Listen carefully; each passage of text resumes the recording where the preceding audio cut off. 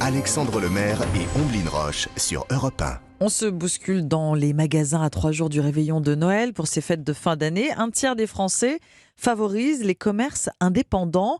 Résultat d'une étude de YouGov pour la place de marché Encore Store. Votre invité, Alexandre, c'est Lily Cadel, directrice générale France d'Encore Store. Bonjour Lily Cadel. Bonjour Alexandre Lemaire. Encore Store, entreprise française, vous êtes une place de marché en ligne. Votre spécialité, c'est la mise en relation des marques et des commerces indépendants. Expliquez-nous. C'est tout à fait ça. Donc vous l'avez très bien défini. On est une place de marché qui met en relation des marques un peu partout en Europe avec des commerçants indépendants. Donc par exemple, si je suis une épicerie fine et que je veux sourcer mon magasin et trouver des produits de qualité, je peux me rendre sur Encore Store, me sourcer auprès de plus de 30 000 marques, dont un tiers sont françaises aujourd'hui, être livré sous une dizaine de jours, et puis enfin avoir des délais de paiement qui peuvent aller jusqu'à 60 jours. Donc j'ai vraiment une flexibilité pour gérer ma trésorerie et mes stocks. Donc les commerçants qui s'adressent à vous passent directement leurs commandes sur votre site. Vous évoquiez les commerces de bouche, mais ça va bien au-delà, Lily Cadel. Tout à fait, oui. C'est tout type de commerçants indépendants. Donc, vous allez avoir des concept stores, des magasins. Ça peut être même un coiffeur qui a un espace de revente, vraiment des magasins de jouets, des magasins de beauté. On est vraiment multi-catégories. On est sur 7 catégories différentes. Donc, ça va de l'épicerie fine à la beauté, en passant par les jouets, par le prêt-à-porter, par la décoration. Donc, effectivement, on s'adresse à tout type de commerçants. Bon, vous ne faites pas de vente directe aux particuliers, uniquement aux commerçants. Exactement, c'est seulement pour les professionnels. 2 ans après vos débuts, vous êtes devenu cette année la 24e licorne française, c'est-à-dire une entreprise de la French Tech valorisée à plus d'1 milliard de dollars. On parle pour vous d'hypercroissance, Effectivement, on s'est créé début 2019, donc ça a été effectivement très rapide. On est ouvert aujourd'hui dans plus de 27 pays européens, on a plus de 5 bureaux en Europe, donc on a connu effectivement une croissance rapide puisque c'est un modèle qui était très innovant pour les commerçants, et donc on arrive aujourd'hui à s'implémenter vraiment dans tout type de boutique et comme un outil du quotidien pour tous ces commerçants. Vous vous présentez comme une start-up engagée. C'est quoi votre credo ? C'est redynamiser les commerces indépendants, particulièrement pendant ces fêtes de Noël, redynamiser les commerces de centre-ville ? Tout à fait. Notre mission, elle est très simple. C'est vraiment de redonner du pouvoir et des outils aux indépendants pour qu'ils puissent proposer une offre de qualité pour les consommateurs et vraiment répondre à leurs besoins. Ils peuvent vraiment très facilement sourcer des produits sur Encore Store et surtout avoir moins de risques à tester des produits puisqu'on a des minimums de commandes qui sont bas pour les commerçants et des flexibilités de paiement. Donc finalement, voilà, c'est un risque qui est moindre et le but, c'est vraiment de proposer à des consommateurs comme vous et moi des produits qui correspondent à leurs besoins. Alors c'est intéressant parce que votre modèle, il est à l'opposé de l'idée communément admise, selon laquelle le e-commerce étouffe le petit commerce, en tout cas les géants du e-commerce. Votre démarche, c'est justement l'inverse, si on vous écoute.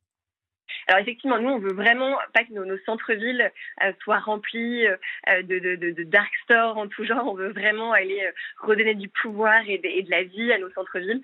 Donc c'est vraiment la mission première. On a principalement des magasins physiques chez Encore Store. Il y a également des magasins en ligne qui se sourcent sur Encore Store, puisque le modèle fonctionne également pour les magasins en ligne. Mais c'est effectivement principalement des commerces physiques qui viennent se sourcer. Et l'étude que vous mentionnez, effectivement, on a quand même plus d'un tiers des Français qu'on a interrogés qui souhaitent continuer à faire leurs courses de Noël sur les magasins indépendants. Voilà, alors dans cette étude, Lily Cadel, vous avez enquêté aussi sur les comportements d'achat et le budget des Français pour ces fêtes de fin d'année. Panier moyen, je vois, 490 €, cadeaux et repas compris. Exactement, ouais. Contre toute attente, c'est à peu près le même budget que l'année dernière. Ça n'a pas bougé. Oui, exactement. Mais par contre, les Français sont prêts à faire des économies avant les fêtes.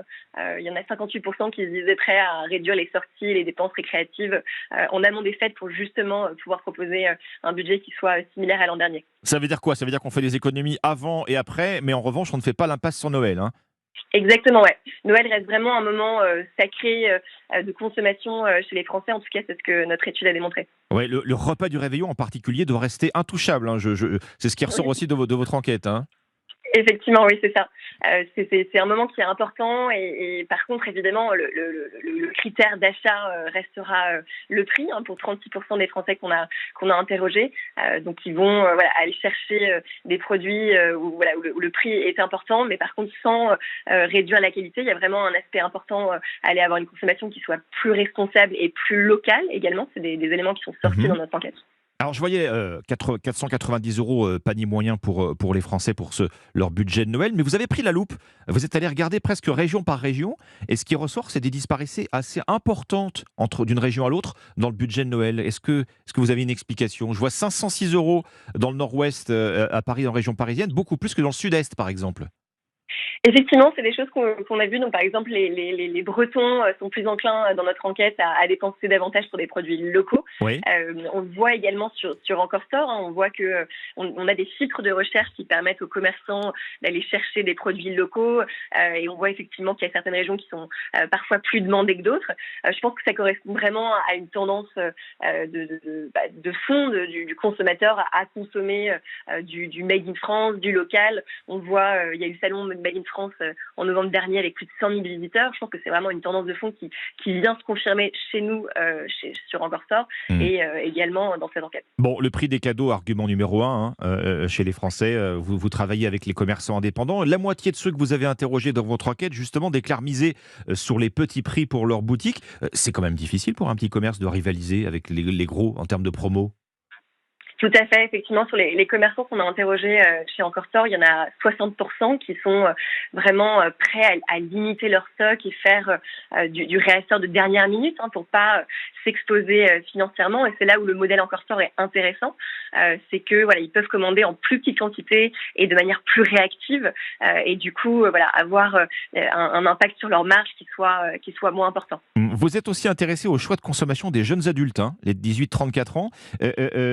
Voilà, près de 30% font de la seconde main, enfin achètent de la seconde main pour Noël. Effectivement, c'est ce qu'on a vu. C'est 30% des interrogés, donc 18-34 ans, qui sont plus intéressés à acheter de la seconde main. C'est un poste de dépense qui est plus important que les années précédentes. Bon, 30%, ça reste une minorité. Ça veut dire que ce n'est pas encore un réflexe chez les plus jeunes adultes. Effectivement, c'est pas un réflexe, mais par contre, on voit qu'il y a des marques, notamment qui sont présentes chez Encore Store, qui également, sur leur site e-commerce à elles, proposent de la seconde main. C'est une tendance qui vient, qui est de plus en plus importante auprès de nos marques également. Merci Lily Cadel, directrice générale France d'Encore Store, place de marché en ligne. Vous mettez en relation les marques et les commerçants indépendants. Merci à vous. Merci Alexandre Lemaire, à bientôt.